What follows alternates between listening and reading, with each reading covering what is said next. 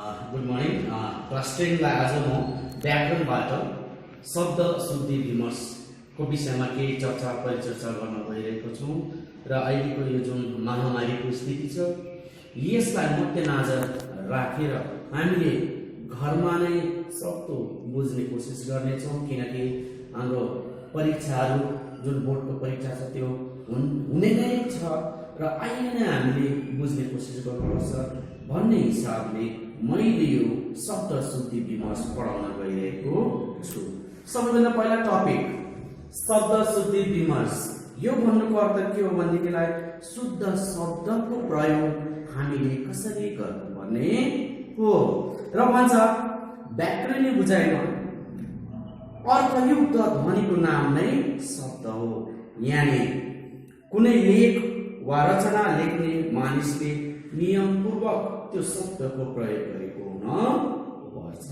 जस्तै त्यो शब्द लेख्दाखेरि छटाइक बढाइक यानी खुट्टा काट्ने कि नकाट्ने, हलन लाउने कि नलाउने, विसर्ग बर रे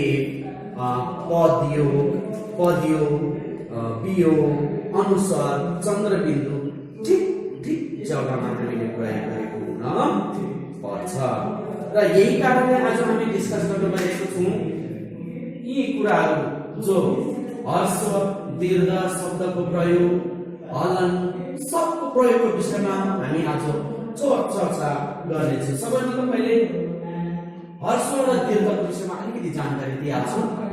हर्ष उच्चारण गर्दा कम समय लाग्ने वर्णलाई हामी के भन्छौँ हर्ष, अनि उच्चारण गर्दा अलि धेर लाग्नेलाई हामी भन्छौँ दीर्घ, जो हामीले प्राय चर्चा गरिसकेका छौँ। र अब अन्त्यमा हर्षुने शब्द यानी अन्त्यमा हर्षुने शब्द हामीले याद गर्नुपर्छ। यी के हुन्? छटाइकर, छटकर, यी सबै के हुन्? हाम्रो हर्ष शब्द हुन् र त्यो चाहिँ केमा आउनुपर्छ अरे अन्तमा आउनु पर्छ। र सबैभन्दा पहिला तीको प्रयोग ती, अब अन्तमा के हुँदैछ? ना ती, यानी उच्चारण गर्दा नाथी भन्दा चाहिँ तीको शब्द जो छ त्यो एकदम के छ छोटो उच्चारण छ। त्यसैले अन्तमा जुन आउँछ हर्ष आउँछ त्यसको हामीले सही प्रयोग गर्नु पर्छ। जस्तै नाथी लेख्दा हामीले नाथी बढाइकर लाउनु हुँदैन, नभए हाम्रो यो शब्द के हुन्छ अशुद्ध या भुल भएर जान्छ। त्यस्तै हेर तीको हामी के लेख्न सक्छौँ? नाति मति छति। अब धी धी अनि धी विधि अवधि। त्यस्तै अर्को हामी चर्चा गर्छौँ अन्त्यमा दीर्घ हुने शब्द। अन्त्य यानी शब्दको एउटा शब्दको जुन चाहिँ वर्ण छ त्यो अन्तमा के को मात्रा लागेको हुनुपर्छ भन्दैछ दीर्घ यानी बढाइको मात्रा हुनु पर्छ। र यसो हामी बहिनी बहिनी यानी के हो? यो हाम्रो दीर्घ हो। टोपी मिठाई बढाइको हाम्रो के हो? दीर्घ हो।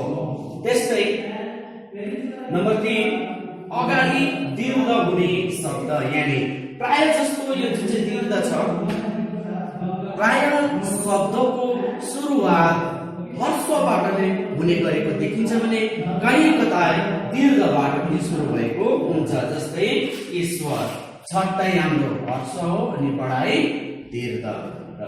ईश्वर ईर्ष्या खबडाइकर र खीर बढाइकर यानी दीर्घ। पूजा पबडौकर रुख रबडौकर। यी कारणले गर्दा यी अगाडि दीर्घ हुने शब्दलाई हामीले अगाडि नै प्रयोग गरेको हुनुपर्छ। त्यस्तै अर्को बीचमा दीर्घ हुने शब्द यानी शब्दको रचना हुँदाखेरि बीचमा दीर्घ हुने शब्दहरू रहेछ ती हुन् अपूर्व गरिब मयूर आदि। स्टार्ट। र त्यसरी नै हलन्त लेख्ने शब्द यानी खुट्टा काट्ने कि नकाट्ने भनिन्छ। अब जुन प्रकारले यो हलन्त यानी अन्तमा प्रयोग गरिएको छ जस्तै अर्थात् यानी अर्थात्लाई हामी त नभनेर अर्थात् भनेर हामी काटिहाल्नु पर्ने हुन्छ। जस्तै हामीले के गर्छौं भनेदेखिलाई गर्यो, यानी ग र यस जो ओकर एक आदि र हुँदैछन्, यसमा हामीले आदि त बुझ्नु पर्ने हुन्छ। ठीक छ, जस्तै अर्थात्, स्वयं, पृथक, यसमा हामीले थाहा पाइहाल्छौँ कि यो पुरा तको उच्चारण गरिँदैन। ठीक छ, यसरी हलन लेखिने जुन चाहिँ शब्दहरू छ यसको हामीले सठिक प्रयोग गर्न पर्छ। त्यसरी नै विसर्ग हुने शब्दहरू, यहाँनिर जुन चाहिँ दुईटा टीका छ यसलाई के भन्छ हामी विसर्ग भन्छौँ। यदि अन्त्यमा य तालव्य त को प्रयोग भएको छ भने हामीले त्यसमा के गरेको हुनुपर्छ, विसर्गको प्रयोग गरेको हुनुपर्छ। जस्तै प्राय, क्रमशः, वस्तुत, यानी अ को उच्चारण हामीले निकाल्नु पर्ने हुन्छ। त्यसैले नै नम्बर 7 हेरौँ, ब र व हुने शब्दहरू, र यो ब र व को शब्द कसरी प्रयोग गरिन्छ भने यो चाहिँ उच्चारण अनुसार लेखिनु पर्ने हो, लेखिन्छ। तर यो शब्दमा संस्कृतमा चाहिँ अलिकति के छ, यो अर्को प्रकारको समस्या खडा भएको छ र हामीले प्राय व को उच्चारण कसरी गर्छौं, विलास भन्दाखेरि हामी मुखले भन्दाखेरि विलास हुन्छ, वास्तवमा सठिक उच्चारण के हुन्छ, विलास। जस्तै ब को के गर्छौं हामी, बकास। ठीक छ, बकास, विलास।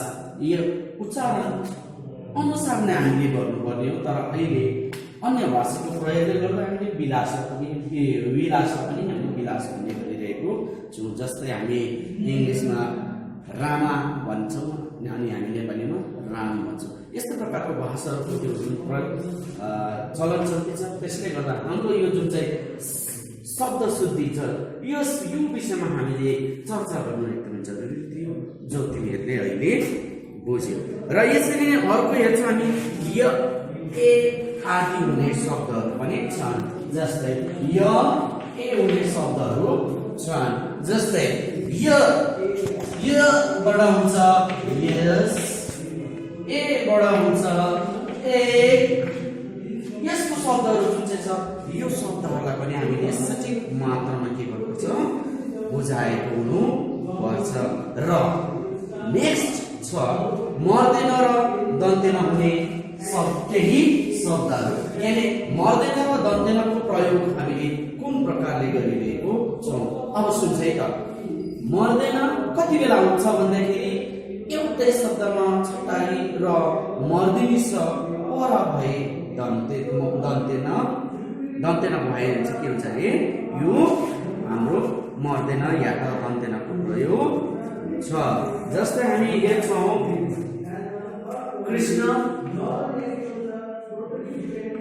कृष्ण उच्चारणमा हामीले यो मर्दैनलाई पनि के गरेको छौँ, उच्चारण के भएको छ, दन्तेनको भएको छ। तर लेख्दाखेरि हामी के लेख्छौँ, मर्दैन लेख्ने गर्छौँ।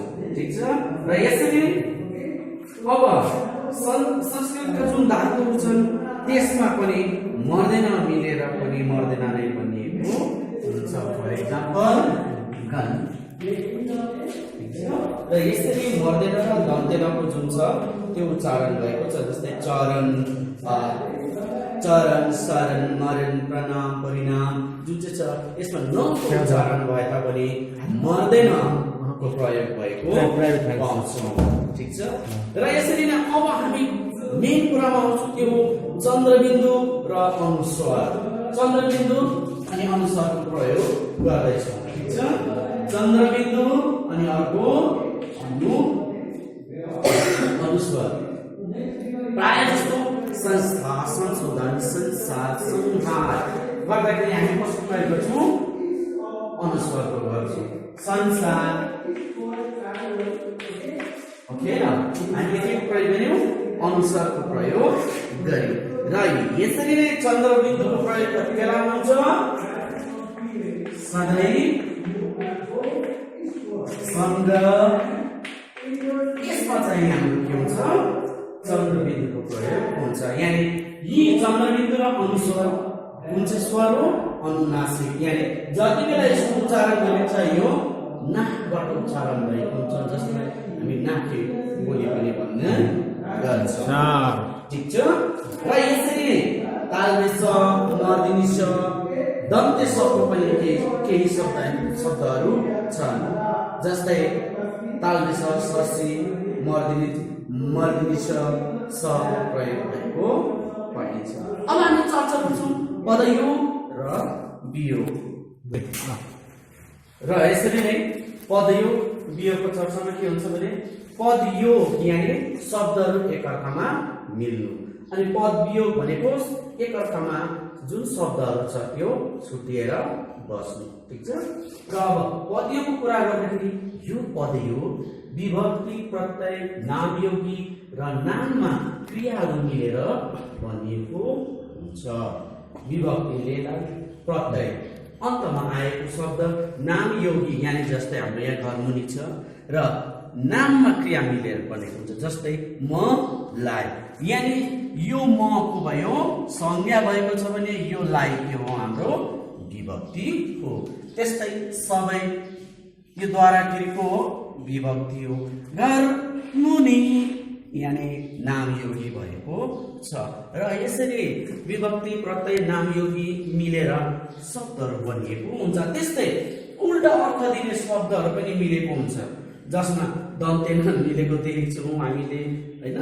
जस्तै गरे हामीले दन्त्य थप्यौँ, गरेन, यानी यसले के गर्यो उल्टा अर्थ प्रदान गरेको छ। जस्तै राम्रो को अगाडि हामीले न लगाइदियौँ, के भयो नराम्रो भयो। अब त्यसरी नै हामीले हेर्ने हो भनेदेखिलाई अब केही शुद्ध अशुद्ध शब्दहरूको हामी चर्चा गर्छौँ। ठिक छ।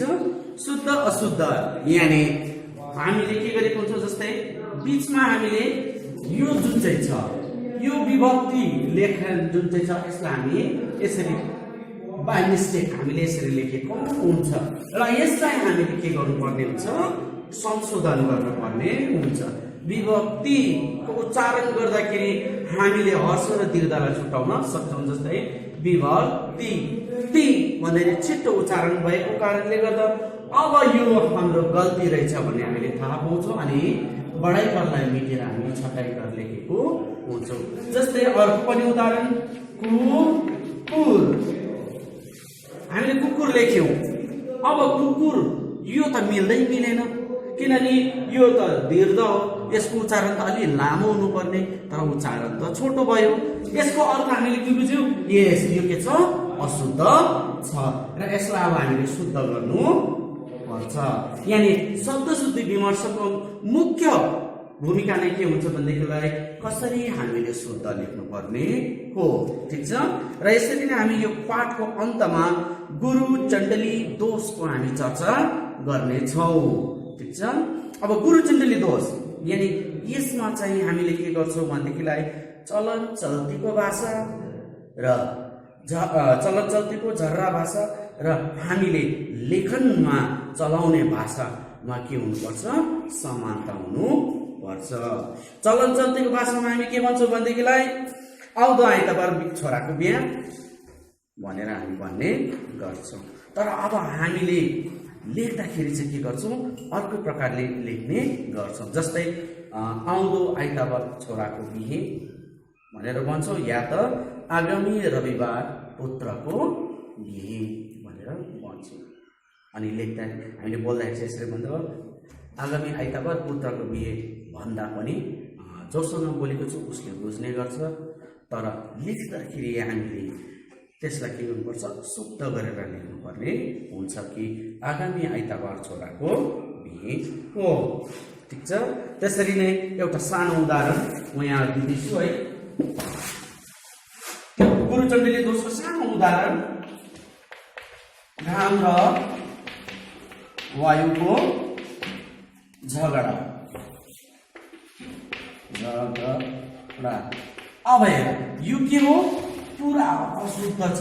घाम र वायुको झगडा जुन चाहिँ छ यसलाई हामीले के गर्न सक्छौँ, करेक्सन गर्नुपर्छ।